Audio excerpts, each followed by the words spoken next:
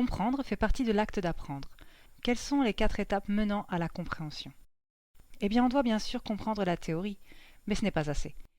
On doit avoir l'occasion de faire l'expérience, d'essayer quelque chose. La théorie et la pratique apportent une bien meilleure compréhension d'un sujet. En plus, on doit pouvoir associer cette compréhension à une expérience vécue, concrète, qui sera bien souvent le point de départ de nos apprentissages. Et finalement, une observation réfléchie. On peut donc résumer ces 4 étapes à la pensée ou à l'abstraction, puis l'action, ensuite le vécu et l'émotion.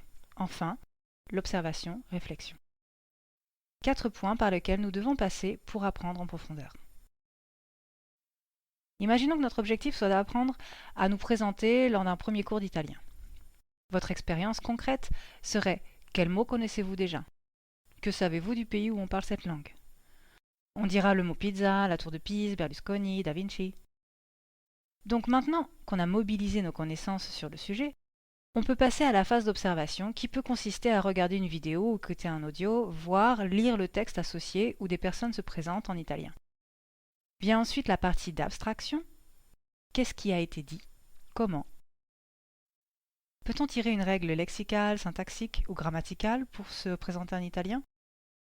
Voilà pour ce qui relève de la pensée. Enfin, on essaie de se présenter, de construire et produire la phrase correcte pour se présenter. Le cycle continue ensuite puisque de ces premiers échanges, on tirera une expérience vécue. Peut-être des erreurs à corriger que le professeur aura notées, que l'on observera pour en tirer une règle syntaxique plus affinée, ou une nouvelle règle de phonétique peut-être. Donc on peut concevoir ce cycle comme un escalier en spirale montant vers le haut, montant en compétences.